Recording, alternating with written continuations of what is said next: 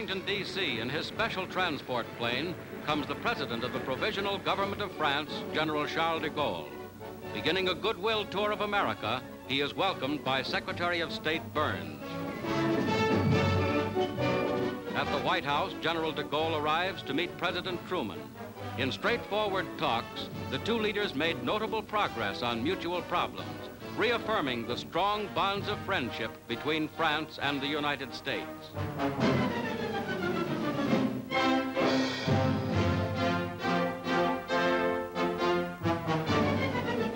At Hyde Park, New York, de Gaulle visits the grave of the late President Franklin D. Roosevelt with Mrs. Eleanor Roosevelt, a tribute from the French people to an American war casualty.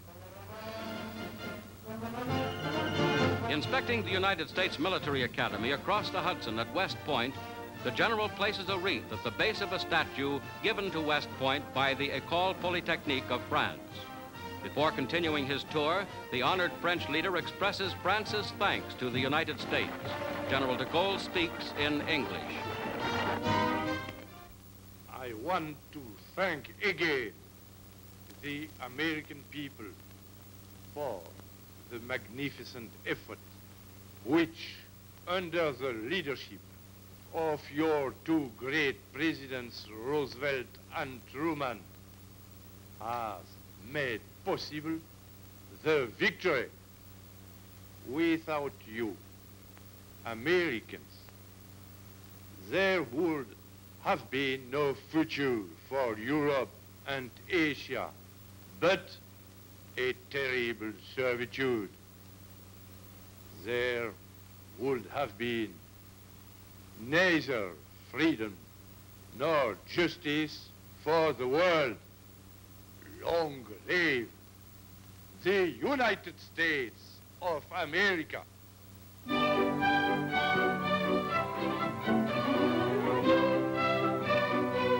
Peace has come to bloody Okinawa, and with it the building of a new society under American occupation. Schools have been opened. The teachers are natives, selected for their skill and scholastic background.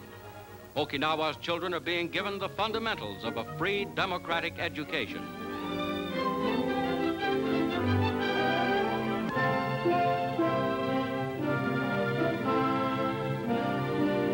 English is making its appearance as one basis of better understanding, and earnest efforts go into the new learning. An old piano plays a new tune. A way of life is being implanted that may help to keep war forever from the Pacific.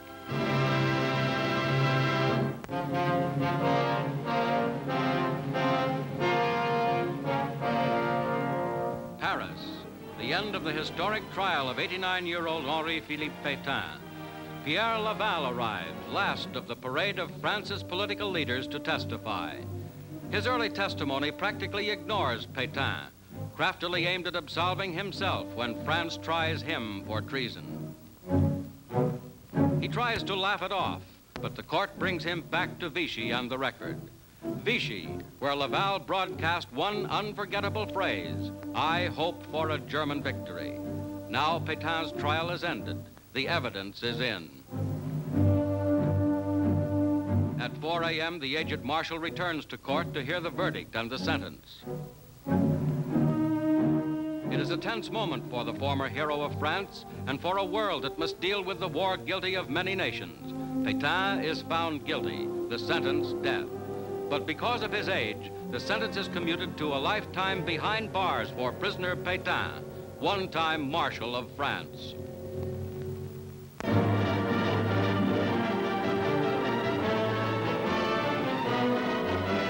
Escorted by American fighter planes, Japan's surrender envoys arrive at Ieshima en route to Manila in white planes marked with green crosses as directed by General MacArthur.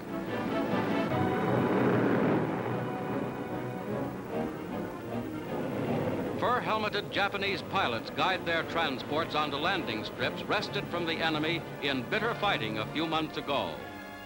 Now the enemy travels under terms of truce to carry out the first formalities of complete Japanese surrender.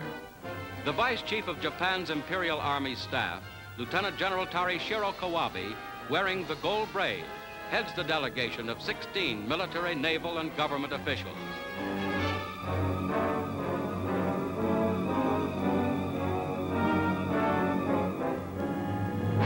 Received by American representatives, the Japanese get instructions for the next stage of their journey to General MacArthur's headquarters in Manila.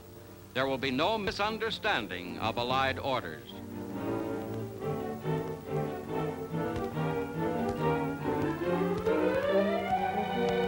The delegates board 2 C-54 transports to fly to Manila.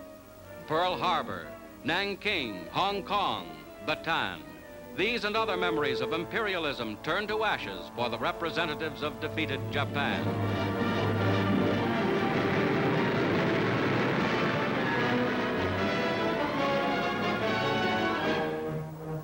The United States 5th Air Force transports land at Nichols Field outside Manila. Now the official Japanese delegates will receive orders of the Supreme Allied Commander for the surrender and occupation of Japan. General Kawabe is met by Colonel S.F. Mashbeer with cold formality. Major General Charles Willoughby, MacArthur's intelligence chief, escorts the Japanese from the field.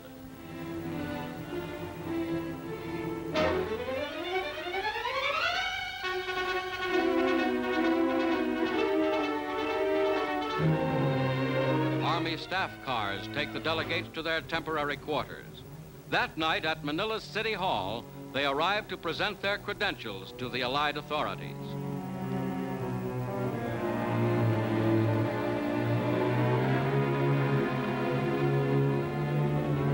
The Japanese are relieved of their samurai swords before entering the conference room.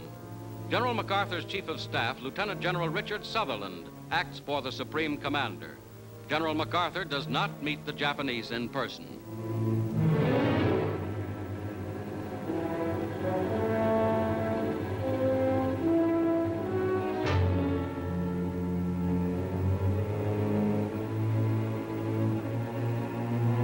The official surrender credentials are presented.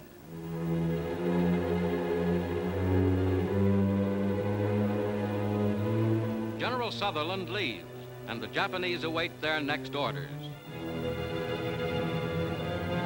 Later, Sutherland joins with other officers to extract full information on Japan's defenses and other details of the first landings in Japan. Japan is brought to complete capitulation. Important areas of Japan will be occupied, and the Emperor will carry out General MacArthur's orders. With surrender signed in Tokyo itself, Japan's ambitions of conquest and the horror and death they caused are brought to a final end.